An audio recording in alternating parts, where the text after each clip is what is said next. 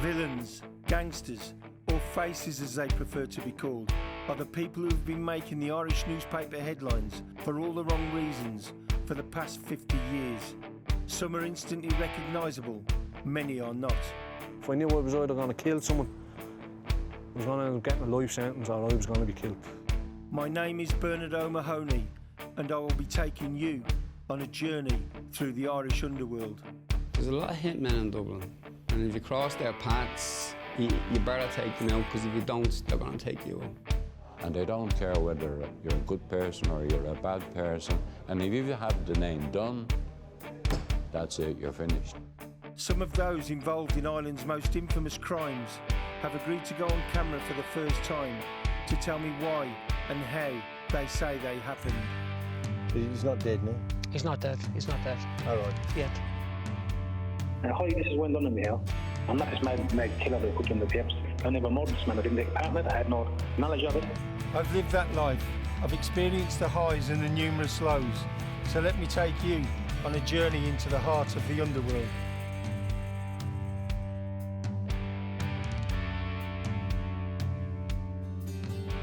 My lonely prison walls heard a young man calling.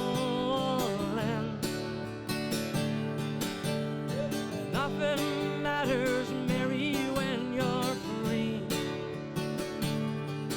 I guess the famine and the ground, I rebellion cuts me down. Oh, you must raise your child with dignity. Raising our children with dignity is a goal we all strive to achieve. The vast majority of parents do, but in some parts of Ireland, a country with a reputation for compassion and social justice, there has been a sharp increase in violent crime, which has cast a shadow over communities, leading some people to feel that they have been forgotten by the authorities. Aristotle wrote that poverty is the parent of crime, and according to figures released by Social Justice Ireland, 790,000 people are now living in poverty, a rise of 40,000 since 2016. An analysis published by the Irish Independent confirmed that people in Ireland are 6 times more likely to be shot and killed than anywhere else in the Irish and British Isles. Much of this violence is attributed to the increased prevalence of drugs and the clannish culture in organised crime. With disturbing statistics like this, it's hard to argue with Aristotle's conclusion. I spoke to Christy Dunn, who, along with many of Ireland's most infamous criminals, was sent to an industrial school as a child where he suffered horrific abuse. Described by the media as the godfather of Irish crime, Dunn is not a man who often talks about his colourful past. Aggrieved by events in his childhood, he is quick to blame the authorities, but reluctant to accept his own guilt. Before I was 12 years of age, I was sent to an industrial school, and very, very tough, harsh place where you were beaten, bullied, starved, and very lonely place. I had to rake out all the fires, light all the fires in the school, in the different classrooms, and the headmaster of the school, he picked on me and tormented me. So one day I gave him a black eye, and that was it. I was just a demon, right? It was like as if I killed somebody. And I never really got any education at school or anything like that. And I never got any education when I went into the approved school. And the only thing I learned in there was I used to have to fight other kids for our dinners, and we'd fight for our food. And we'd go into a handball alley and punch the head off each other so I could eat his dinner or he could eat mine, if we had teeth left to eat it with. That's how bad it was. And it was really bad when I was a kid in Ireland. Well, I mean, if you look around Ireland today, there's so many children suffering, and there's so many people homeless, and all the people who are responsible for all that, They don't know. They don't. They just they listen to what they're told and they act upon what they're told, and they don't care whether you're a good person or you're a bad person. And if you have the name Dunn, that's it. You're finished. Still a young boy, a child in fact, Christy Dunn sought refuge from the horrors of the industrial schools in England. So I went to England to my grandfather, and from England I joined the coal mines. And by the time I was 13 years of age, I was a mile working underground. And so I spent my adolescent years in England, working in England, different jobs, went to sea, different things. I do a lot of film work and all that kind of stuff, and I used to work as an extra and all that, and I worked in about 40 different films, and that I earned.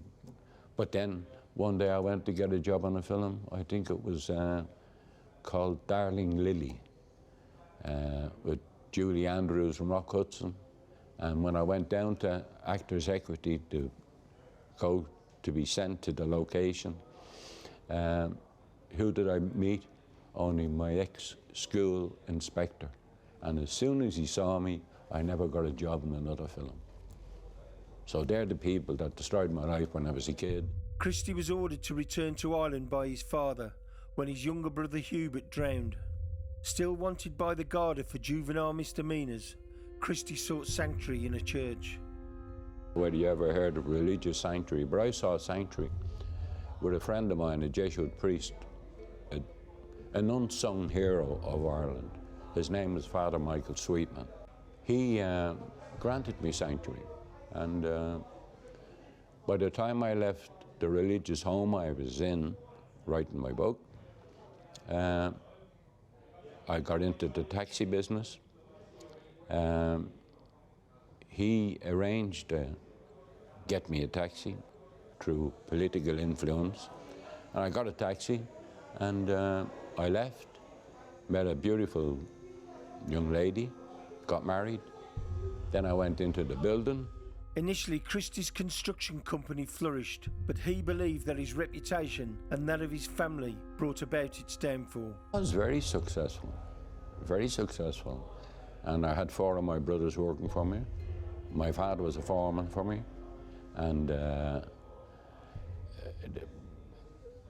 police and other people, they were jealous, as far as I can see, and we were kind of, well, I always felt that myself, I was always kind of, I wouldn't be welcome when I'd be dealing with business people.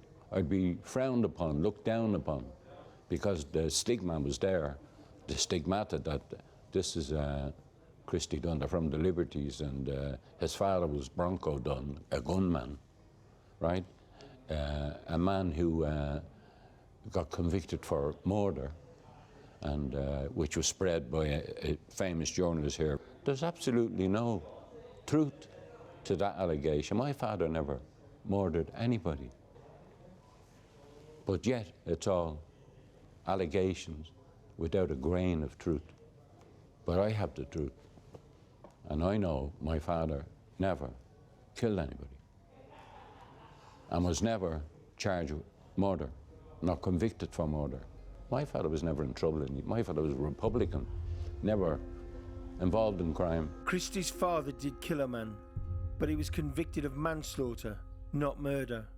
Therefore, neither Christy or the media have been completely honest. Why let the truth spoil a good story, some journalists would say in their defence. Christy Dunn would undoubtedly reply, because lies and innuendo can destroy lives. Well, I remember I went out of business in 1967. I was doing a contract for a very famous family, and a doctor who was head of the Crumlin Hospital. And I remember I was working on his house, excuse me, and I remember going out, getting a phone call from the lady at the house, and she said, "Mr. Dunn, will you come out tomorrow and remove all your your stuff from the house, and I don't want your men in my house. And I went out, and what's the problem? She said, did you watch the television last night?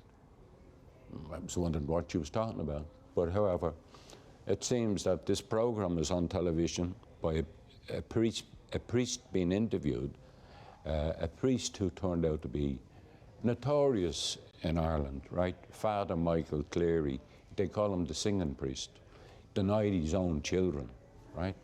But anyhow, he demonized me for an hour on television. I never met a man in my life, but he destroyed me. He said I was involved in sex. I was a gangster. I was a godfather. That lady who called me out to remove all my equipment, she relied on what he said on television as being gospel truth. A man I never even met. I wasn't really involved in going out and committing serious crimes or anything like that.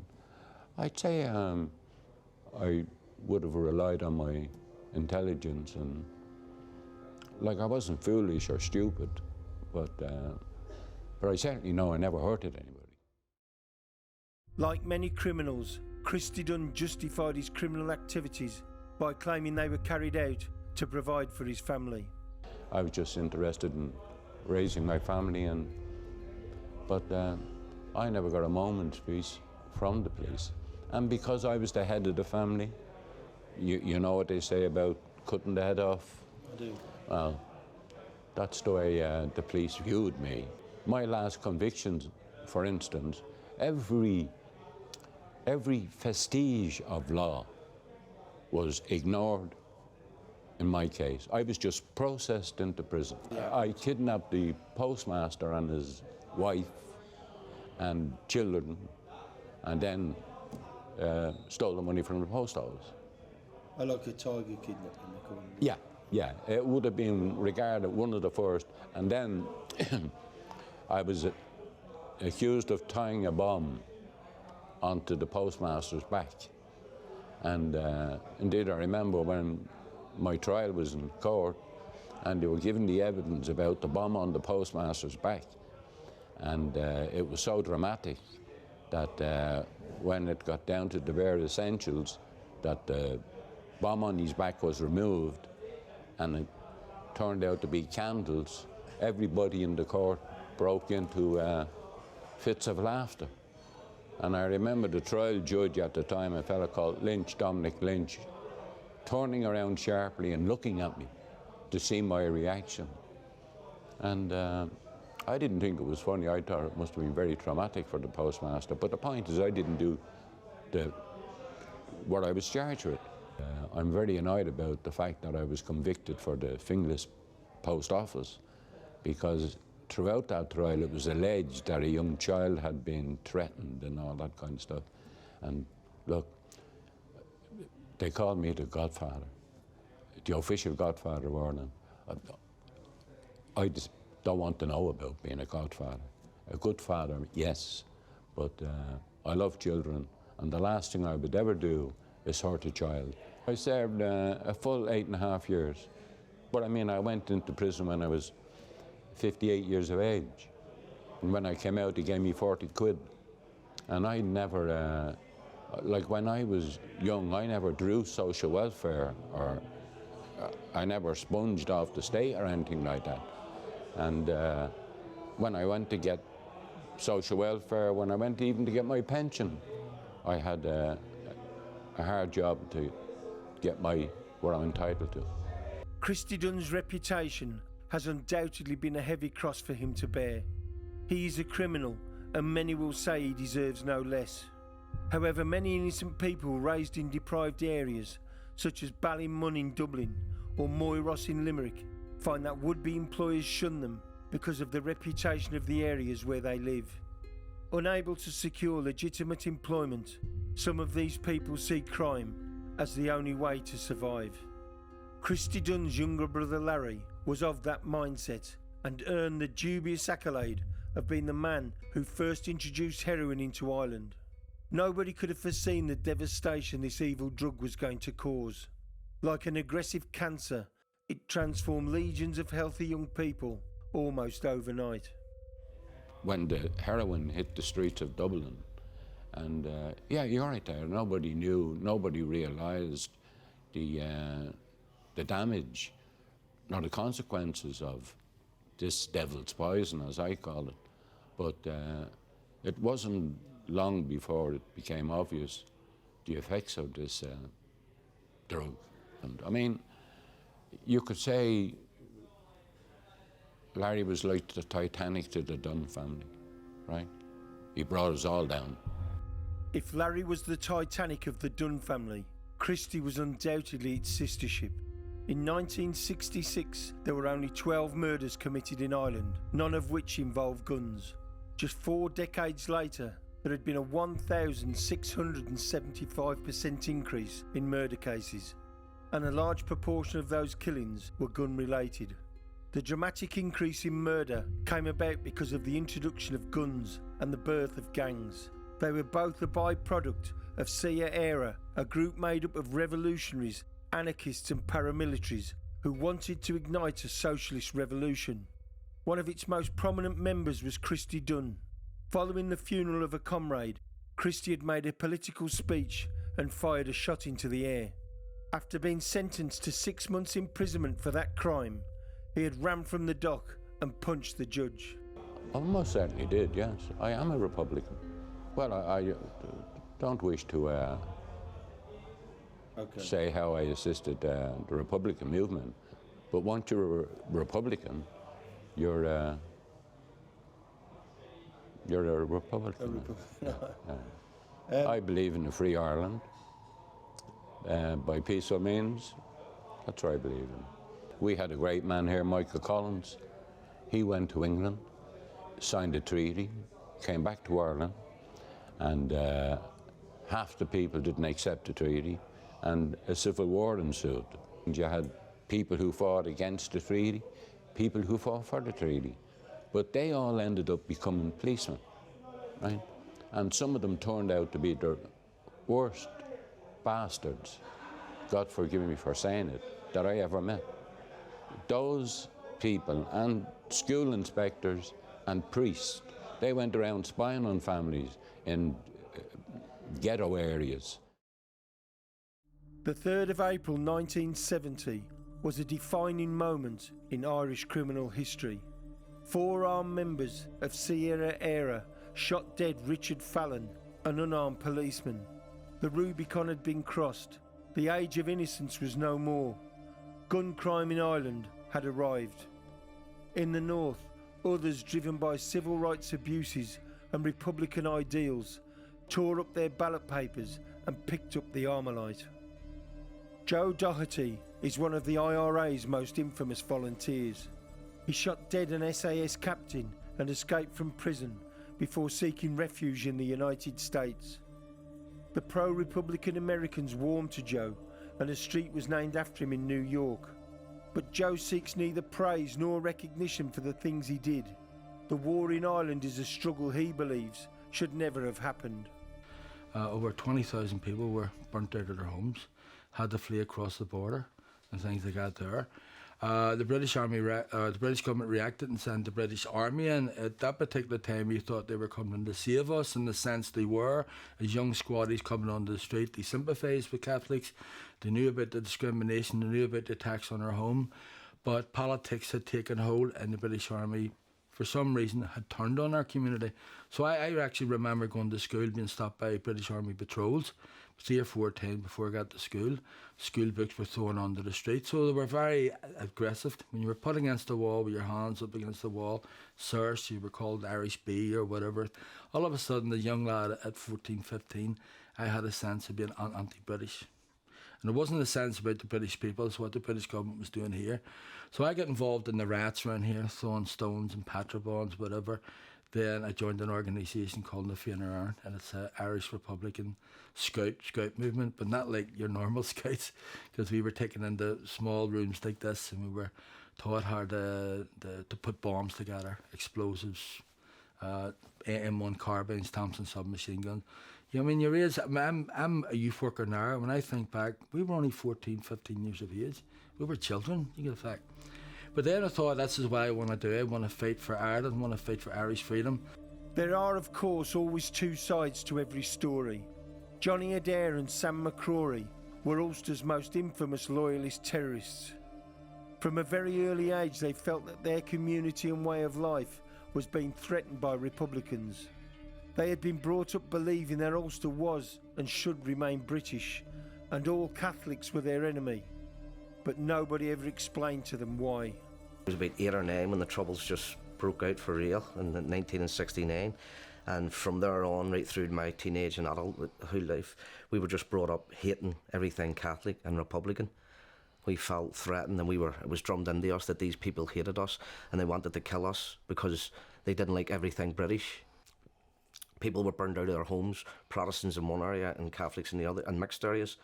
And then it went on that both communities just lived in separate areas, like, for etc., the Falls and the Shankill.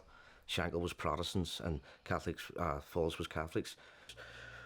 We went on to join the Loyalist Paramilitary group, namely the Ulster Defence Association, which was illegal in them times. And this is just throughout the years, as the Troubles progressed and got worse, and we were just born into them. And well, I think just as you grow up and you're in your area and you see the attacks you were coming under by the Republican movement and the nationalist community, you just decided enough was enough, because the government weren't giving you any hand and the soldiers and the police weren't giving you any hand, so you decided to take matters in your own hand, join the paramilitary and fight back. I'd been to prison on a number of occasions for attempted murders of Sinn Féin members, possession of weapons, membership, and the most serious charge would have been directing terrorism, where I received 16 years in prison for that. What about you, Skill? What were you in prison for? Conspiracy to murder. 5 of us, 1 in the leading car, 4 in the hijack car, were caught with an AK-47 machine gun, a handgun, got up into West Belfast to kill the leader of Belfast IRA. So we were caught en route. So, but before they'd been done 2 one-year remands for attempted murders, kidnapping, hijacking, and lifted numerous times along with Johnny for numerous murders, numerous attempted murders, numerous bombings and shootings. But it was all par for course. I mean, it's just part and parcel of the game. The heroin epidemic that Larry Dunn had spawned was seen by some terrorist organisations as a means of attracting support for their cause.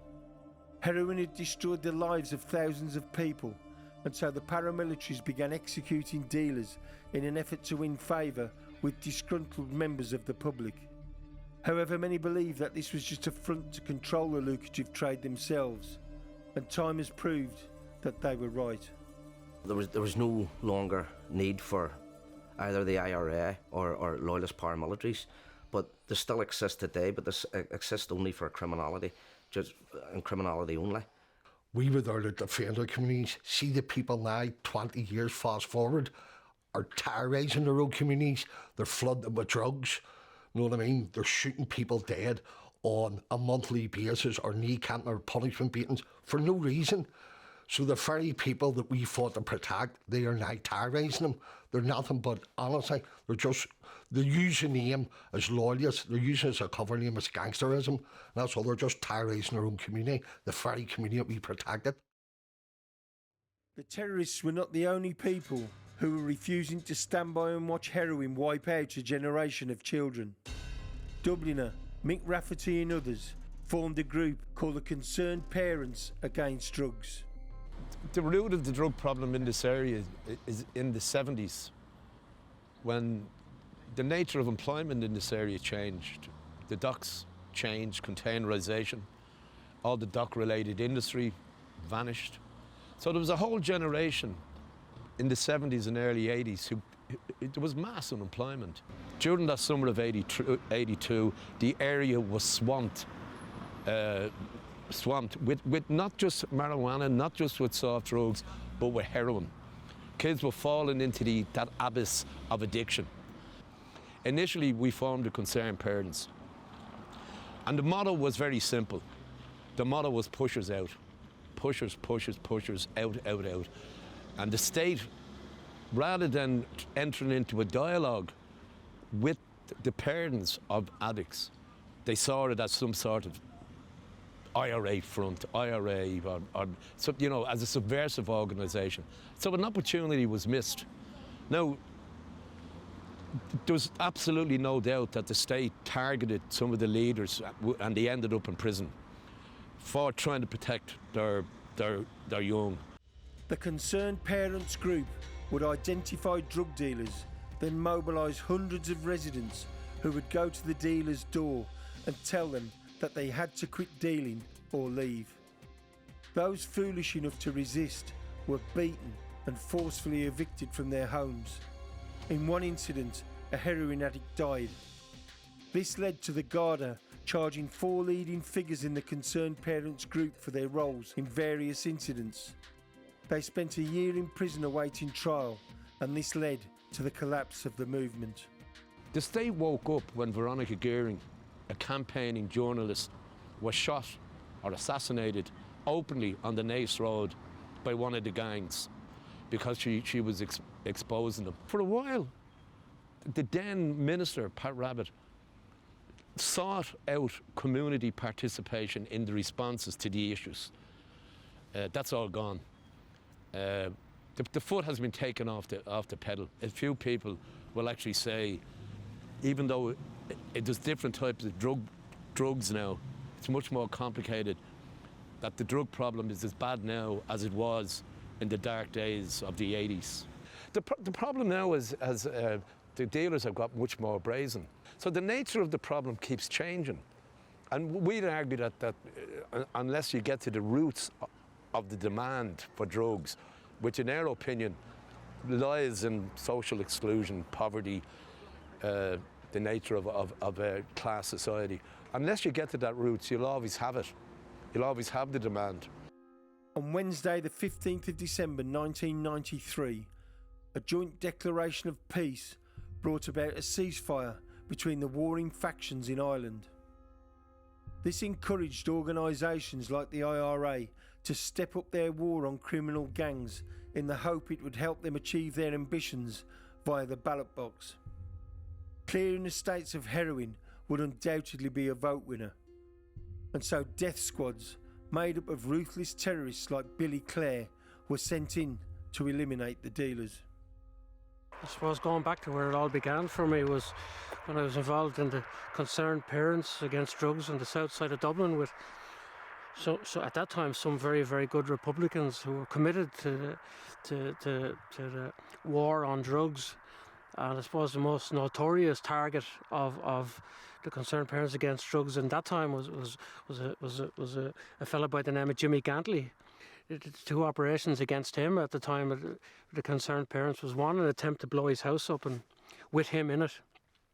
Was anyone arrested for that? Well, I was arrested for that and back then, and again released through lack of evidence, and that was, you know, you live to fight another day or to deal another day. What sort of operations did you were you sent on when you were in the IRA in Dublin? Well, I mean, the ones that I can discuss about mostly were actually directed towards drug dealers, and that kind of activity was most of the activity, and was centred around attacks on drug dealers and things like that. You know, that was sort of Dublin. So can you describe how that worked? Was it direct action against drugs? Was that the? Well, there were community-based groups that Republicans supported and threw their support behind, and I suppose that was my aim was to target drug dealers as whether they targeted them or not. But when you say they targeted drug dealers, what did they do? Name them and shame them, or? Well, execute them. Execute them. Yeah, I suppose if you're looking for one instant. I suppose these what the media portray as notorious, these Westies, these characters who were, you know, where we had one incident where they were causing chaos and havoc in Blanchardstown, an area in the north side of Dublin, and Bernard Suggs, or Verb as they call him, he was asked to come to a meeting, and when he came to the meeting, he was asked to desist from his activities and leave the area. He refused to do so, and as a result of that meeting, he was blasted twice in the stomach and left squealing on the ground like a pig and the rat he was. And, I mean, that was his kind of his claim to fame. He was soon executed by other drug dealers after that, but that was I suppose one incident where these people were portrayed in the media as dangerous, armed and dangerous drug dealers, but the media like to portray people as into something they're not, and as a result they get hurt. Billy's crusade wasn't just aimed at gangsters involved in the drug trade.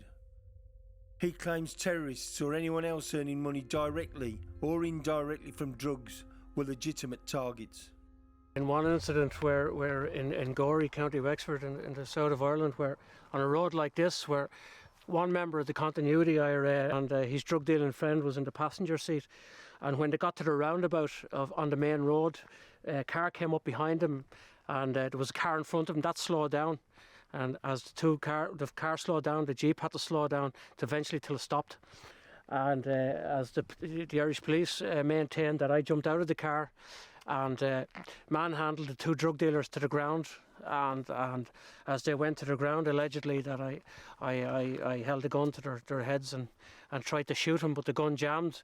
And as the media then, as if you're reading the media, I was subsequently arrested for trying to execute them two dirty Republican rats, drug dealing rats, and I was arrested and held for 2 days as a result of that incident. I mean, drug dealers were executed in the 80s and 90s and continue to be, I suppose. And, but are they warned? Are they, Well, it would be highly unlikely that they would be warned. It would be a highly unlikely situation if a drug dealer was warned, or that he was going to be kidnapped, if he was going to be abducted or punishment shooting or executed. But isn't there a danger if I went to the Republicans as a concerned community member and said, Billy Smith is a drug dealer, and they don't warn him, they just whack him? Well, you see, I mean, it's not as plain. I mean, obviously there'd be an investigation, and people on the ground. I mean, Ireland is a small country, and Dublin is a small place, and pretty much people know who people are and what people do. So it wouldn't be a case where somebody just come to somebody and say, look, he's doing this. There obviously would be an intense investigation into that person and his activities, and before any decisive action was taken. So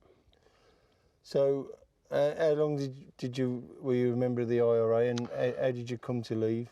Well, I was expelled from the Provisional IRA for my pursuit of action against drug dealers. That's why I was expelled, and that's the only reason why I was expelled from the Provisional IRA. I was expelled for my war against the drug dealers in Dublin. Extreme republicanism, whereas I then was caught up with the INLA for a number of years, and I mean, in fairness to them, they were more extreme in their views against drug dealers, and at that time anyway, they were certainly they were on board with my views, and I thought it was a good platform to continue struggle against the drug dealers in Dublin. So what about your time with the INLA? I mean, what's the difference between the INLA and the IRA? Well, the Provisional IRA were very well organised, very well armed, very well organised and disciplined organisation. The INLA were a much more smaller, but if not ruthless organisation. But certainly my time within the INLA, we had the same. Most of the members in Dublin had the same train of thought, and it was extreme, extreme violence against drug dealers. Which I mean, you have to show these people more violence than they have imagined, because these people live on a pedestal that because you're a drug dealer, they must be violent and they must be feared. So what sort of attacks is carried out on drug dealers? Is it just shootings, or have you got any knowledge of or examples of other types of attacks? Well, there's no, there'd be no limit. You wouldn't limit yourself to one type of attack. There'd be, as I said, you don't come to fight big drug gangs who have assets behind them using Salvation Army tactics. You got them, hit them with full strength and everything you got, and look for their weakness. And when you find a weakness, that's whether it's kidnapping, shootings, petrol bombings, grenades, whatever, is being used on them. People would support that, I suppose, because these people are devastating communities, and they don't care about what they sell or who they sell it to. So you must meet them with the same train of thought that you don't care about them or their families. Where did your time at the INLA come to an end? It pretty much came to an end with Declan Duffy, who's the leader of the INLA in Dublin, who was a character, who was involved in backing up drug dealers and supporting drug dealers while pretending to be some kind of crusader against drug dealers. But these unscrupulous people, and if you move it up then to the likes of the real IRA, where you had these characters in Dublin who tried to promote a culture of fear, but they were no more than street gangsters and street cowards, and tried to live on a reputation that because they were part of an organisation that they were to be feared. But they turned out to be nothing more than supporters of drug dealers as well, and that was their downfall, because they were so intertwined in the drug game that eventually led to their demise. What happened to Duffy then? Well, Duffy was expelled from Dublin by people who would be against drugs, and that he was no longer wanted here because of his association with drug dealers, supporting drug dealers, and being paid by drug dealers to go up against other drug dealers. And I suppose if you like you have to be clear cut in the game you're in. It's either you can't have 1 foot in and 1 foot out. It's black and white basically, and you won't last long. And that's what happened, I suppose, with the leadership of the real IRA. They were cavorting with drug dealers, and eventually that led to their demise. That they weren't clear cut. They weren't black and white. They weren't a force against drug dealers. So what happened to Duffy then? He was expelled from Dublin? He was expelled, and he was sent packing from the capital. But he's not dead now? He's not dead. All right. Yet. In 2010, Billy was left clinically dead following his arrest for the murder of 26-year-old Stephen Amira. Father of 3 Amira was shot but still alive when his killer took him into the woods, threw him into a pre-dug grave and buried him alive. I was on my way to the gym in I think it was October 2010, and I was surrounded by police in balaclavas with Heckler and Koch machine guns and Glock pistols, all automatic weapons, having no regard for the public safety, surrounded me in a circle formation with automatic weapons, and I was rendered unconscious, and I think it was later on that day where I was rushed into hospital in Dublin, and I was pronounced clinically dead for a short while. Later it transpired that they had forced me to drink poison, which there was no traces found, but the hospital records showed that exactly what happened, and that's what happened. And then I was, as I say, I was brought back to life in I think it was Vincent's Hospital in Dublin, and made a full recovery. What were they arresting you for? Murder. For murder? Murder, yeah. Allegedly for burying a drug dealer, shooting and burying a drug dealer up the mountains, and he was found 6 months later, allegedly. What about today? Are you a member of any group now? Or No. I distance myself now from republicanism completely, and as we speak today, I see them now. I see Republicans in Dublin, the likes of the real IRA. I class them now as a legitimate target. They're as far as I was concerned, that they work hand in hand with senior drug dealers both here and in Spain, and as I said, they would be a legitimate target now, and they have been for some time. One suspects that Billy's life insurance premiums are higher than the average mortgage, and he must have as many fans as enemies. Sinner or saint, it's hard to decide, but it's pretty much odds on that he will never reach old age.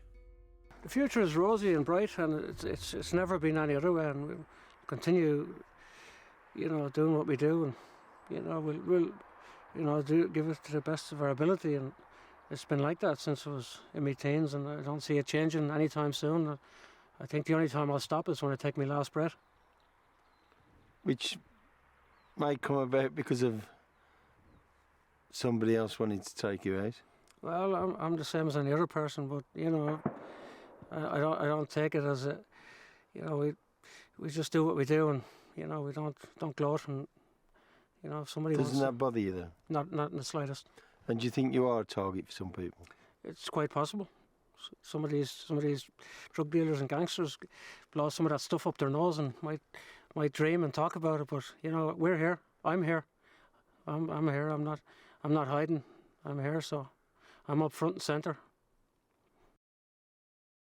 When you consider the pitfalls of being a drug dealer, imprisonment, being evicted by concerned parents, or executed by the likes of Billy Clare, it's surprising that anyone with a hint of common sense would get involved.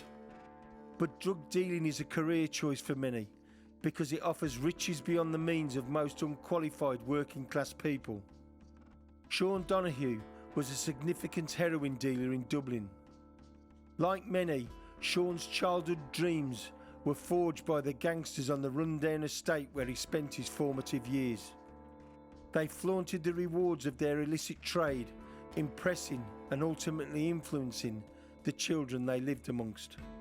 My earliest memories of growing up in Dublin, when I was on the streets, we'd have the only games or toys we had back then was the likes of cans for kick the can and hide and seek and all that type of stuff. We used to see guys and robbing motorbikes and taking chases off the police and stuff like that. And we used to kind of look to them and think, wow, I want to be just like him. They were like hero type figures when we were kids growing up, When you go around Dublin now and you see all big flash BMs, Mercedes, especially Audis, all the big drug dealers, all their girlfriends and all their friends, they're all driving the big flash cars. And kids unfortunately grow up and see that, and they see the easy money and the easy lifestyle, but they don't know what comes behind that. They just see all the good stuff and the glitter and glamour, but behind all of that is madness. There's madness and there's no peace in that life, Nothing but trouble comes with it. And we moved out to Clondalkin then, when I was around 13, 14 years of age, and my dad started to hit me a bit more and more, so I ran away from home.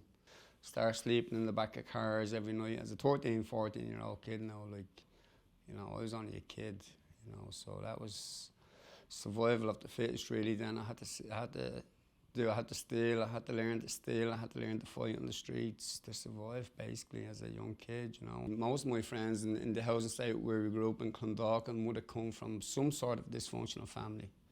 Their parents would have been alcoholics or on drugs or whatever. So, growing up as kids in them estates, we could all relate to each other, so we all stuck together. We were all like brothers, we were like a band of brothers.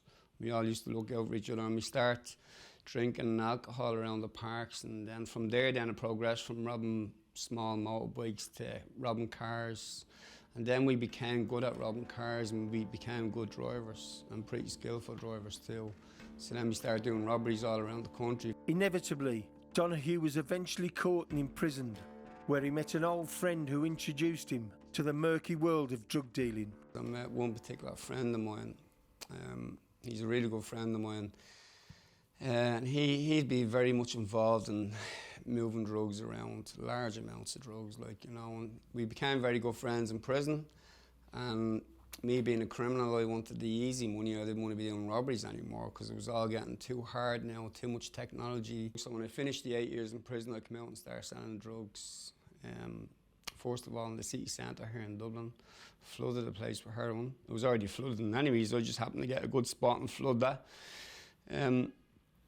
I'd make anything between €4,000 a day. That was just getting other addicts to knock out heroin for me, €4,000 a day. Added up at the end of the week, it's nice money and it's easy money. Easy money may be, but at what price? Sean's closest friend, James Kenny McDonough, went missing in October 2010. He had fallen out with a gang over a drug debt, and was also suspected of involvement in the attempted murder of Mark the Guinea Pig Desmond, a notorious Dublin gangster. 14 months later, 2 hikers in the Dublin hills discovered McDonough's body. Garda believe he was shot in the head in a revenge attack by Desmond, who has since been murdered himself. My friend James, unfortunately he was abducted on a back road and took up the mountains and shot in the head up there, you know. They found his body 2 years later. Back then there was a couple of different gangs who had a couple of different grievances with each other, so I was guilty through association because of who my friends were. This gang wants to shoot a few heads in this gang, and this gang wants to shoot a few heads in this gang, and then you're caught in the middle before you know it. Even though you've nothing got to do with the shootings, because these are your friends over here, you're guilty as well. Anyone in them circles knows who all the hitmen are in Dublin. The main hitmen in Dublin. And, you know, there's a lot of guys in this city who take you out with the blink of an eye and wouldn't bat an eyelid down it, you know, and they're good at what they do. They're no slouches and they're no idiots, like, you know, they'll put trackers on your car. They'll do all high-tech stuff on you just to get you exactly where they want you, and then they come up and bang you. The last guy who got done there 7, 8 months ago, the guinea pig, his nickname is 38 Revolver. You know, tracked him down for years, but eventually got him in a park over in Lucan there. So, you know, it's just a matter of time in that world, and when you're living that lifestyle, you know. The very nature of crime in modern times has made old-fashioned policing redundant. Officers are pitting their wits against criminals who use high-tech equipment and wield high-powered weapons in their quest for control.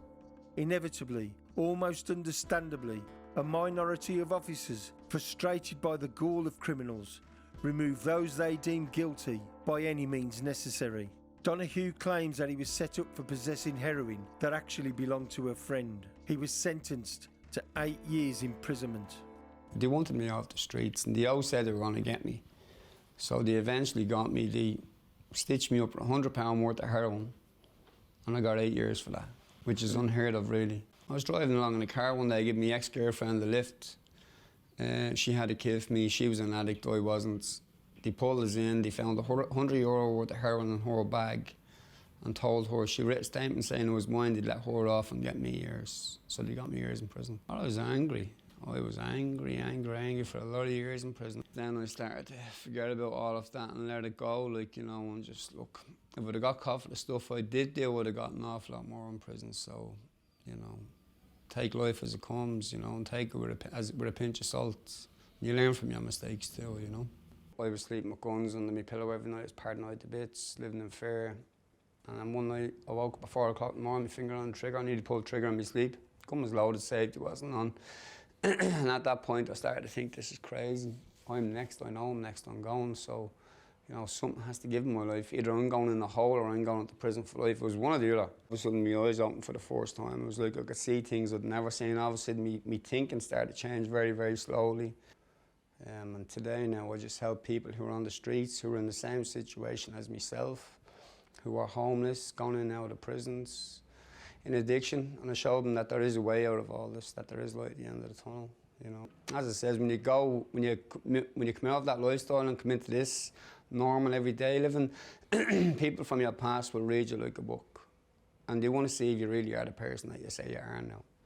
You know, and I'm clean 7 years away from all that stuff, 7 years, so everybody knows I'm legit and I'm honest and I am who I say I am now, you know, which is a normal everyday citizen, you know, just living a normal lifestyle and trying to reach out to people who are broken now and make a difference in their lives. And I'll do that to the day I die, and I love doing what I do.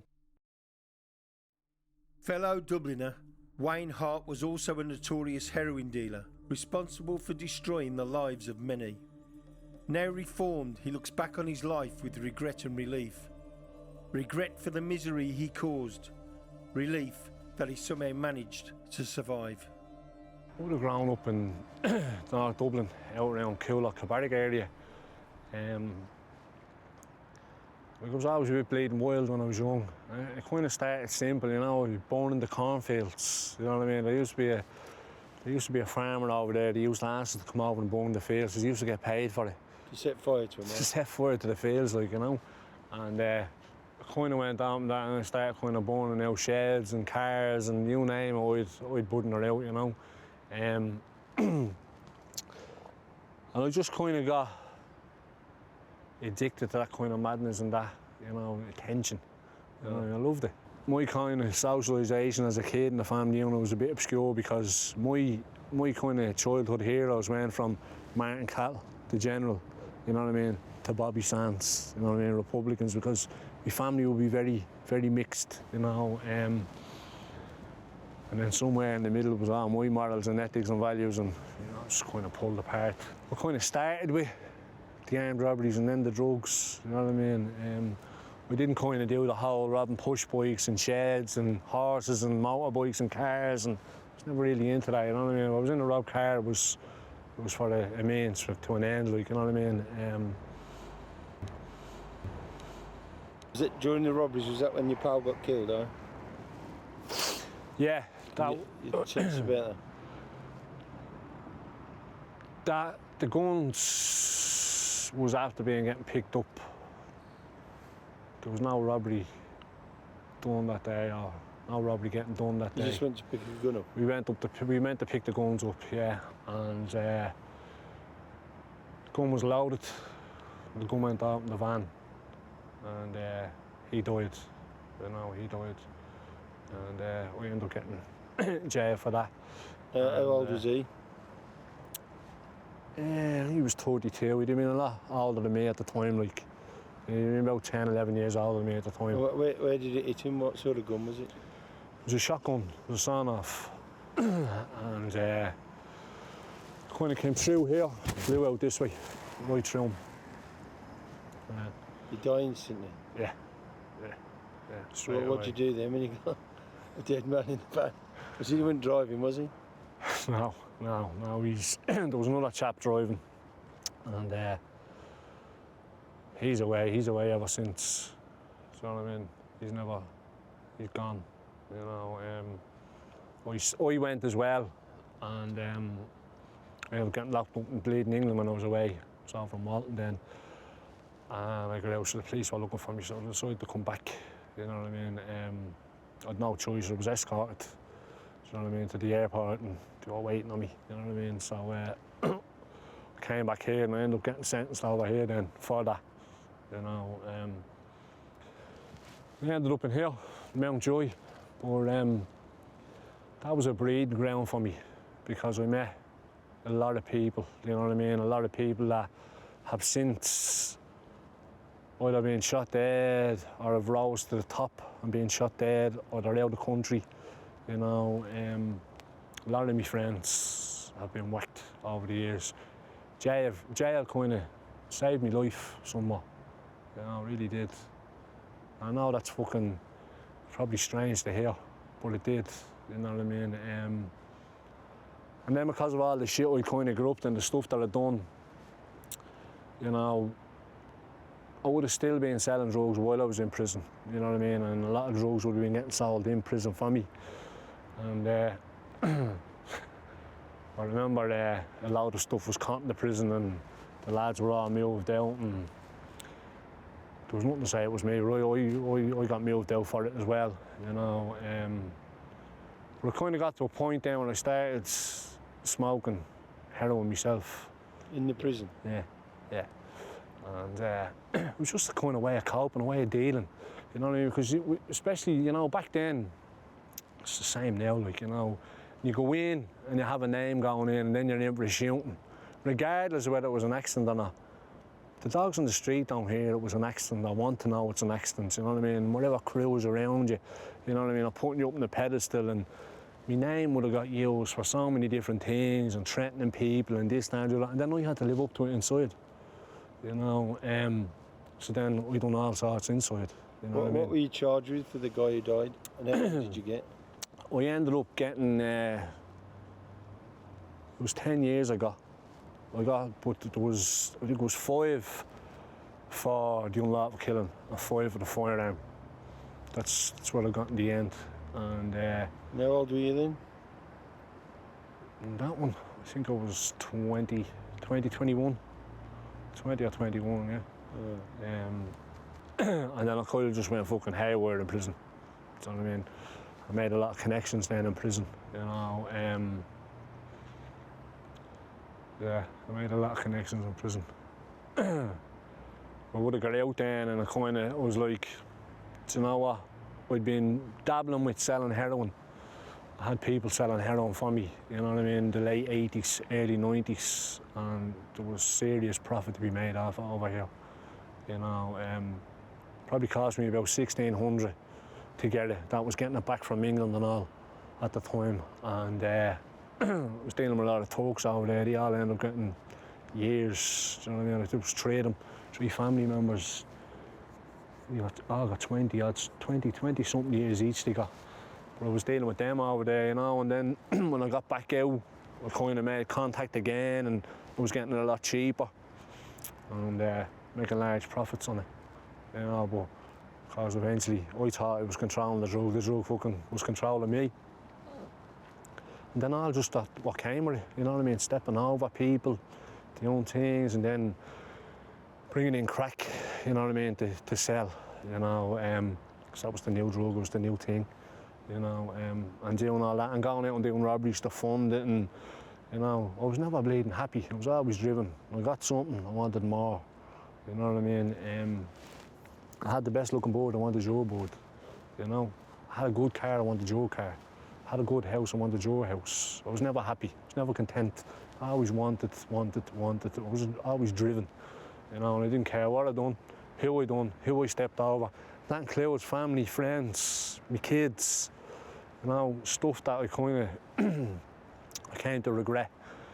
And then the heroin kind of took all that away. You know what I mean? I was kind of like, I was in a different world, different fucking zone. You know, and it just got to a point in my life now where I had a fucking enough. Do you know what I mean? I had enough. I knew I was either going to kill someone, I was going to end up getting a life sentence, or I was going to be killed. You know, a lot of my friends, even my best man at my wedding and all, they're all dead, they're all whacked. Do you know what I mean? This was our dealing with, isn't it? You know, it's life or fucking death. Staying alive, avoiding imprisonment, and remaining one step ahead of the competition was imperative for Wayne. He had to know his rivals' movements when the Garda were watching him, and know where he could purchase his weapons and wares. Wayne also had to know his market and compete with the prices of other dealers on the streets of Dublin. I was kind of clever growing up. I always seen an area of money, you know what I mean, for an inn. You know, as I always say to someone, look for the inn. But out in that area, you know, like, you had to go into town to buy a hash. You know what I mean, any kind of drugs, you had to go into the Dublin city centre to get them. And we were a big Coolock, Kilbarrack, it's a big area, you know what I mean, so there was a lot of youth, so there was a lot of demand, you know what I mean, so we got this bleeding brainwave. I don't know, you probably heard of King Scum, have you? Yeah. Over here. Heroin used to be sold in £10 packs, you know, and then he was the only one that had heroin, bringing it in with the Dunns, with Christy Dunn and all them, and they all got locked up, and he put up the 40 punt like at the time, a £10 bag up to 40 quid, so hence he got the name. So what I done was, again, I seen a market and I put them from £40 down to £10, smaller bags, you know what I mean, the quantity was better. So I'd be giving batches to people, 16, and most people were getting 2 for selling 16. We used to give 3 or 4 for selling 16, so the batches were flying out quicker. They were smaller, but the stuff was stronger. You know what I mean? But people were, if I had been giving out normal size bags, there'd have been a lot more deaths. How pure was the heroin you were bringing in? One was 52%, the second one was 57%, which is massive, because even now today, you know what I mean, people are probably getting 20, 25%. Yeah, I remember the guard stopped me one day and he was saying, "Hey, do you want to bleed and cut your heroin? It's killing people. There's people fucking dropping left, right and centre." And I was like, fuck off, I don't sell drugs. The Garda were not the only people keeping a watchful eye on Wayne's activities. One evening, men posing as IRA volunteers raided his home. They kicked the door in, yeah, you know what I mean, and they were looking for me and put the lads in the ground with guns, and the lads were saying, "No, he's not here, you know what I mean?" And then I asked the lads, "Had they got gloves in them?" I said, "No." I said, "They locked her in the bathroom and they brought Jews into separate rooms, so they were at the handling doors all over the fucking place. So they were either very fucking stupid or they weren't well trained, you know. So as I said, I had connections. Within 2 hours, I found out who they were. Do you know what I mean? They were more like activists, people like to say they're part of something, you know, when a lot of them aren't. Sometimes they're just fucking paper sellers, half of them, armchair IRA men. Armchair IRA men or not, Wayne knew that gunmen or the police could return to his home at any time, but he failed to heed the warning signs and was eventually arrested. The force were always after me, you know. I've had them dressing up as cowmen and everything, knocking on doors of houses where I lived, and, you know, trying to catch me with stuff and like that. As I said, I was never actually caught with stuff. They said, this was a good one, they said they found a quarter of bleeding heroin in a bird's nest in the roof of the house or something. I don't know what they were saying, you know what I mean?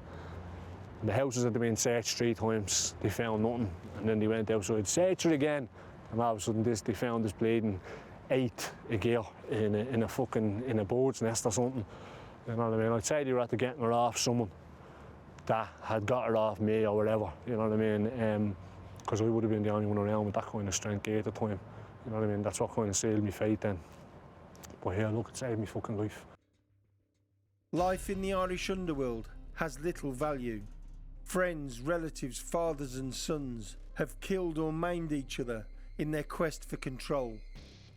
Gone are the days when testosterone-filled young men fought with their fists to settle disputes.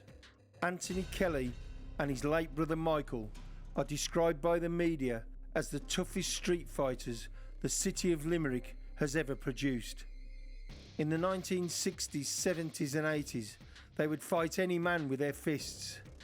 But when drugs arrived in Limerick, so too did guns, and the Kellys were catapulted into a world of murder and mayhem that even they struggled to comprehend.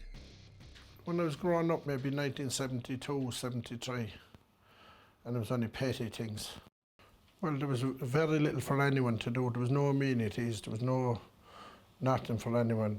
And today, it's still the same. We're hanging around doing nothing, like. And a lot of people in those days, you wouldn't have to go to school either. A lot of people wouldn't be at school. The youth, like. The devil finds work for idle hands, they say. As the Kellys matured, they became involved in robberies and more serious crime. As they sought to cement their reputation, rival gangs opposed them. A feud developed that resulted in an orgy of violence that claimed several lives. Well, what happened is people went to my brother trying to get 20 pence and a fag off him, and he hadn't got it on him at the time. And they caught him by the throat and kind of threatened him. And then another brother of mine came along and gave one of them a box. Is this Mick? Yeah, he came along and gave one of them a box, and that's how it started, like. So it's a minor thing. A minor thing soon escalated into Michael being repeatedly stabbed and savagely beaten in a bar. Michael was pronounced dead by a policeman at the scene, but miraculously, he survived. My brother was in there, Mike, and when he went outside, people attacked him outside and stuck glasses in him. And my mother came out of there, and she thought he was dead in the ground. But he pulled through anyway, but he was in a bad way that time. He was after getting attacked by a few people. Michael believed that a 24-year-old hardman named Thomas Coleman had glassed him in the face, and so he went to his home to confront him. When Coleman answered the door, he was stabbed to death. Michael was charged with the murder and remanded in custody to await trial. 2 months later, 5 members of the McCarthy family attacked Anthony Kelly as he sat in a bar socialising with a female friend. In the bloody battle that ensued, Tommy and Sammy McCarthy were stabbed to death. I was just sitting down there. I was only there on my own and in the company of women, like, you know. And they came in and attacked me, and I received injuries out of it. They weren't life-threatening injuries, but I did receive injuries. And 2 of them got killed in, the people that came in. The pub was packed and it was just mayhem in the pub. They got stabbed to death. And I was accused of doing it, and I went through a trial and I was found not guilty at the trial. Like his brother Anthony, Michael Kelly was also found not guilty of murder. Back on the streets and short of money, Michael had been approached by his old friend Eddie Ryan, an infamous thug who pioneered large-scale drug dealing on the streets of Limerick. He asked Michael if he wanted to get involved in the lucrative drugs trade.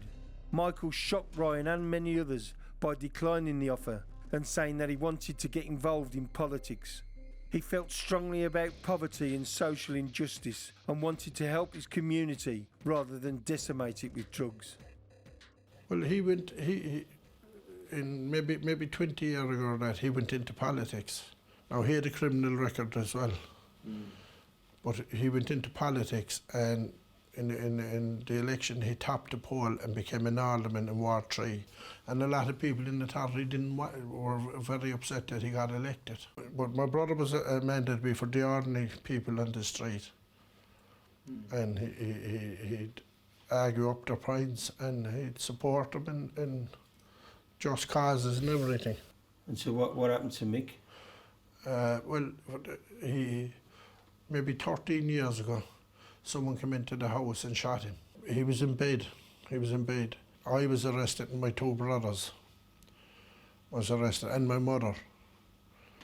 And what it was is, the word just says the guards putting it around, or they were involved, or we were involved to make the family even look bad.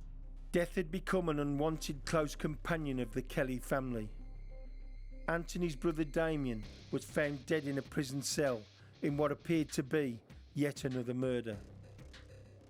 And it went back to, this with the guards goes back even further to 1994, when my brother, he was only 16 years of age, he was murdered.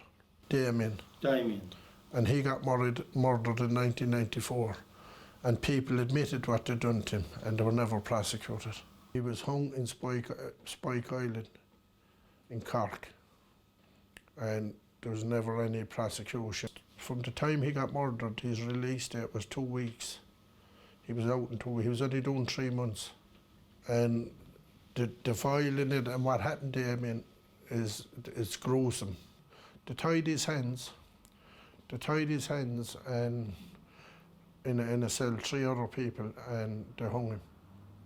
Behind his back? Hands behind his back tied. So he couldn't have hung himself, could he? No, and that's, they actually made statements admitting it.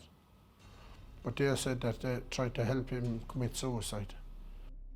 Following the deaths of Damien and Michael, there was an attempt to murder Anthony outside his home. It wasn't the first attempt on his life. Someone trying to break through my mother's window, and the guards were there. And the guards had attended the scene. I told them, I said, when I go back up to my house, I said, there'll be someone up there, I said. They were armed, and they do nothing about it, like. And I did tell the guards.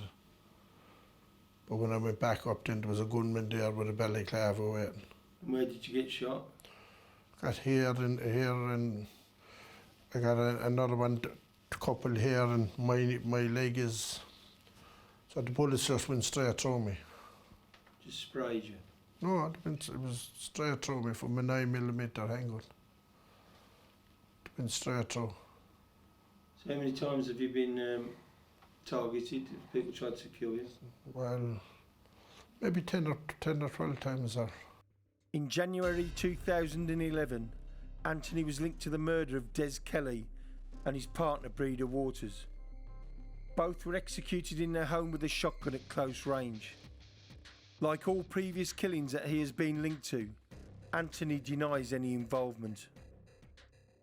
The way it was supposed to happen, and the guards tried to portray it, is that 2 people shot these people in the house over, and they passed my house or went into my house, which never happened. Like, well, what they said was there was something to do with a drug deal or something to do with that, but I can assure you it was nothing to do with me or my family. I never portrayed myself as that I'm going to sit down and let someone come in and kill me. Like, I'm not. And to this day, if someone interferes with me, I still do the same thing. I'll defend myself and my family. And in October 2009, that is exactly what Anthony is alleged to have done. His daughter's boyfriend was shot in the back with a Glock semi-automatic pistol after making threats on the doorstep of Anthony's home. I'm in bed actually that morning. Yeah, and what happened then? And there were shots outside. So I stayed in the house. 3 of them came to the door. And when they came to the door, then there were shots fired outside. And one of them was shot in the back? And one of them was shot, yeah. Michael Lynch's mother told detectives that she followed her sons up to Anthony's house and he had told them, "If you don't take your sons away, I'll shoot them." Mrs. Lynch added, "The next thing I can remember is Anthony Kelly pulling a gun from behind his back and pointing it." She said that 3 shots were fired and her son Michael was hit in the back. They said that, like. Yeah. But that was the version I said was that they came to the house firing shots and the whole lot, and I didn't shoot anyone.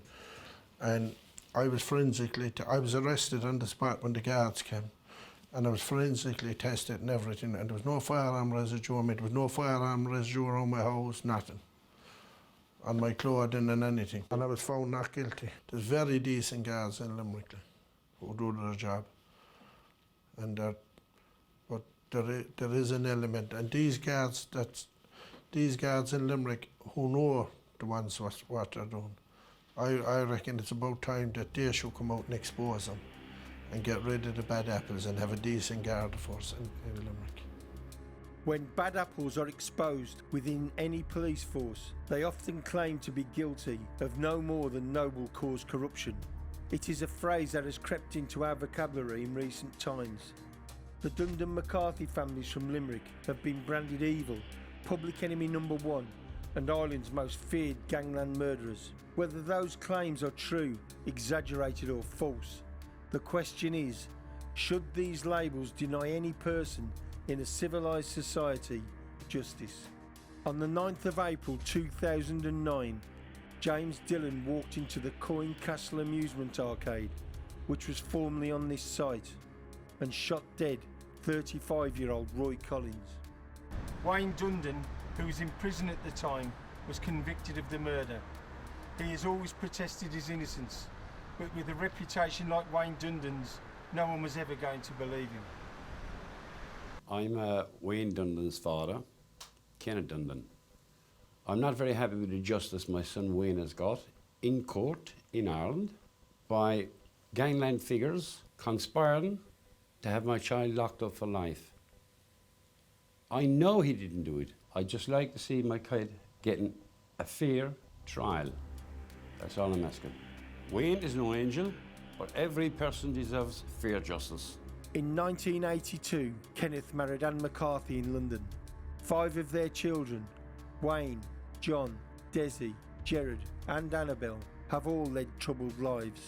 Wayne was deemed so violent by the British authorities that he was deported back to Ireland. The other Dundon brothers joined Wayne in Limerick, where they quickly aligned themselves with their cousins, the McCarthys.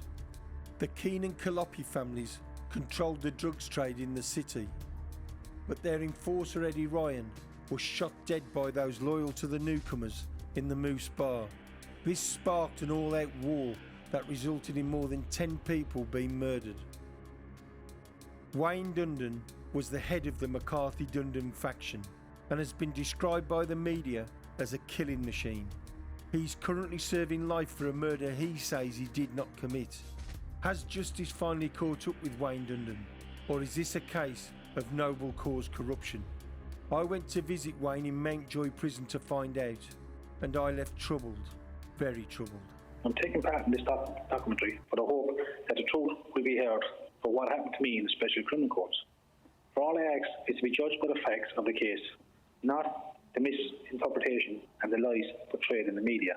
In the Irish media, you're described as evil, you're described as public enemy number 1, you're described as Ireland's most dangerous criminal.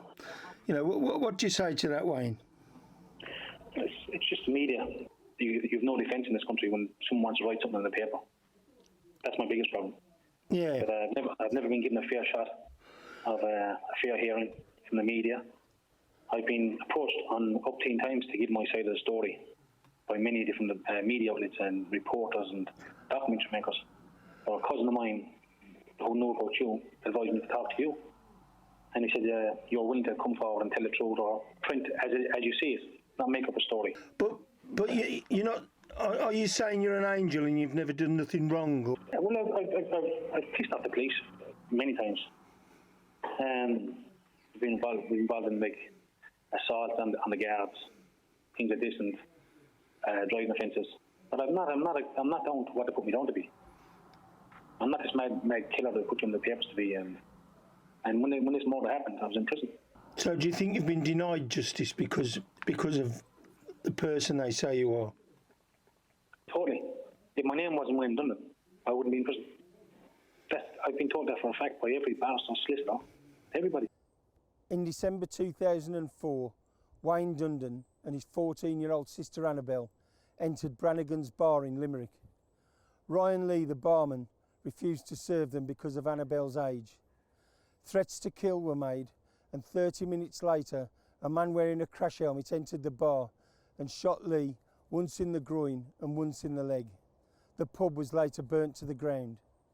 6 months later, Ryan Lee and his employer Steve Collins gave evidence against Wayne Dundon and he was sentenced to 7 years imprisonment.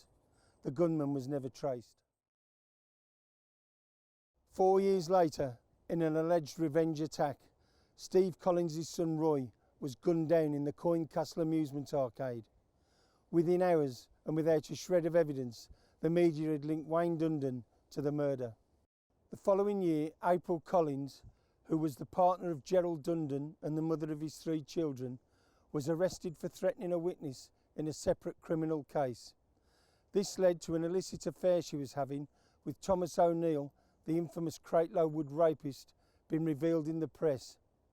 The news caused huge rows between herself, Gerard and other members of the Dundon family.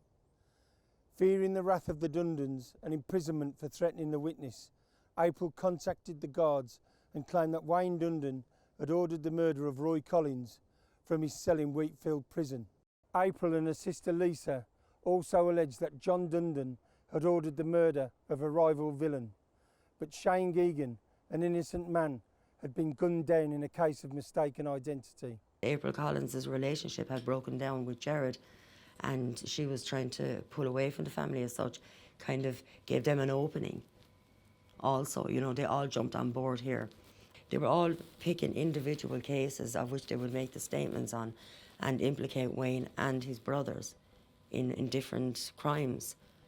So it all kind of stemmed from there, from the breakdown of the relationship between April and Gerard, and she basically just wanted them all off the scene, you know, from there on in. It got very nasty from there on in. At the time April decided to make a statement against the Dundons, her brother Gareth was serving a 7.5-year prison sentence for extortion. Her sister Lisa was in a relationship with Gareth's co-accused, Christopher McCarthy. His brother Anthony Noddy McCarthy was also in prison, serving a life sentence for a gangland murder. All 4 individuals gave evidence against the Dundons in support of April, but we have obtained evidence that indicates that they may have done so through fear or favour. Noddy is a first cousin of mine. His father and my father were brothers. Sadly, his father has since passed. So the relevance is he was the one that made the statement to the guards saying that Wayne Dundon, he overheard Wayne Dundon ordering the murder of Roy Collins, which everybody knows it never happened. Went to visit my son Larry Jr. With me was my brother James and my nephew JJ. When we went there to visit on a family visit, we met Deirdre Donovan, which is Noddy's mother. I asked him during the visit, I says, why did you set Wayne up for that murder? And he went on to say that he had no choice, that if he didn't make statements to the fact that he overheard Wayne saying that he ordered that murder, that they were going to implicate him in the murder of Sean Poland, which took place in the early 2000s, and also implicate his brother Christopher in the murder of Shane Geoghegan, who was the rugby player. So he back was against the wall. He didn't see he had a way out. But unbelievable, he told me that he didn't even think that Wayne would get charged with it. He goes, I didn't think the cops would take me serious, or the guards would take me serious. He goes, I didn't even think, they don't get convicted. He said, I didn't even think he'd get charged with it. That's what he's charged with it, because of this. He's doing life in jail. Many people will think Larry McCarthy is a criminal. He would say that. But in recordings which have been heard publicly for the very first time, Anthony Noddy McCarthy admits to his own mother that he and his brother were indeed being threatened to give evidence. Yeah. Because he was on a visit the other day, and when he came out to visit, Gareth called him, and Gareth said, the guards was up to see Gareth yesterday. Gareth says that he's working for the guards now, and if Crystal wants to stop giving them money, the Hush Colley is going to make up lies about Crystal to the guards. Yeah? Yeah. He's trying to stop Crystal for money, yeah? Controversy continues to surround the evidence that convicted Wayne Dundon, particularly the evidence of Anthony Noddy McCarthy. During the trial, the witnesses were presented as individuals who were carrying out their civic duty, rather than criminals with a vested interest in the outcome of the proceedings.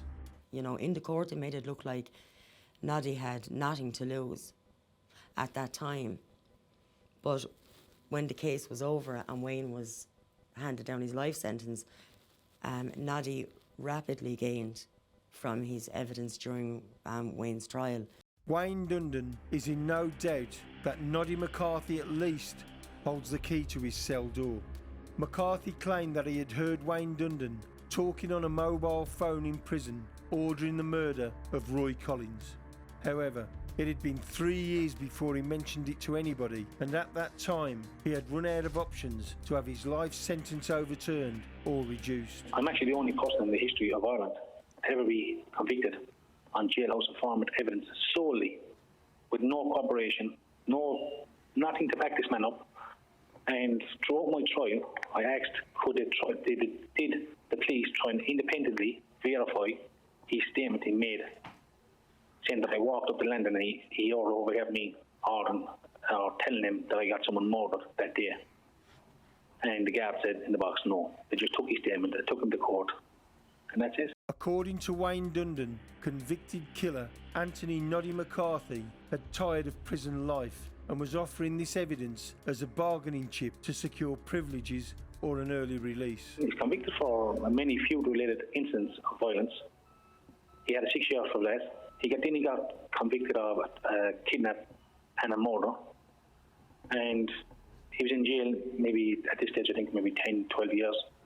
And he lost all his appeals. And he decided, I know what happened. He tried to get out of jail and he just went up and said, look, I see this guy. He said this, that and the other. And it looks good for him on the parole board, because I'm the bad guy. Perverse as it may seem, inmates demanding privileges or an early release in exchange for evidence appears to have been the norm amongst this group. At the same time Noddy McCarthy was seeking favour, his alleged tormentor Gareth Collins was attempting to cement deals with the police in exchange for his evidence.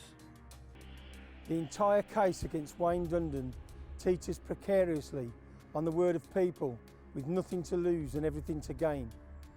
Several of these witnesses who gave evidence against him were rewarded by the authorities. April Collins received a suspended sentence for a crime that would normally attract a lengthy term of imprisonment.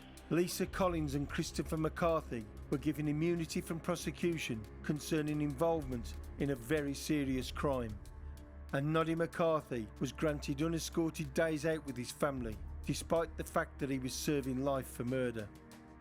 As for Gareth Collins, well, only Gareth Collins knows the truth about his demands.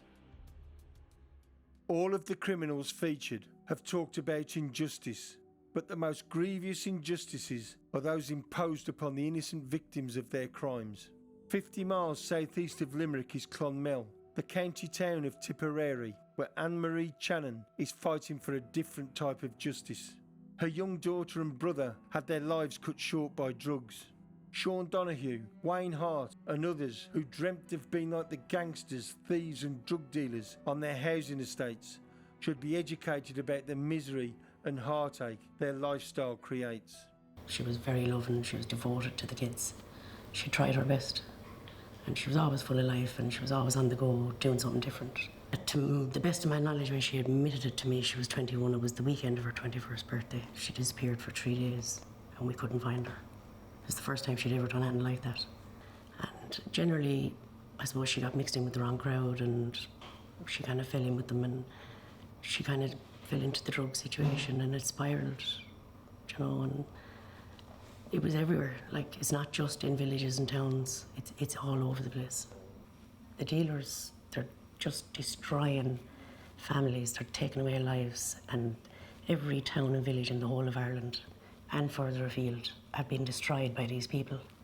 And where one is taken off the streets, there's going to be another one to pick up where they left off. She rang me on the Wednesday and asked me for a loan at 20 euros. And I straight away said no, for the simple reason I knew she was at the drugs and I knew she was dabbling again. She could have been saved, but she took more painkillers that night and went to sleep on her boyfriend's lap on the city watching a DVD, and she never woke up. She basically went into a coma and died. And he woke up the next morning and she was dead in his lap. Christopher was only 43. Myself and himself and my other brother share a birthday in December. And we were the 3 youngest in the family and that. And it's difficult. It's very hard to deal with. You know, he didn't have a chance. When he came out of prison, he came out to nothing. He came out, he was homeless. He was a drug addict trying to better himself. And he came out to nothing. Only to go back to the squat he was living in. And like I said, within weeks of him coming out, he was gone. We had to bury him. And that, again, that was very hard to phase into after only dealing with it 18 months previous. It's very, very hard. I wouldn't like to see other families going through what I've gone through. And having to tell her 3 kids that she was gone. That was probably the hardest part. I just want to see them get on and do well and not to go down that road of destruction. You know, but it's not always easy. Of course, bringing up children never is or never will be easy. But our children are the only wealth in this world and need to flourish in a just, fair environment that offers equal opportunities regardless of who they are or where they are from. Somewhere down the line, somebody has got to step up and do something about it. They've got to do more. There's just simply not enough been done.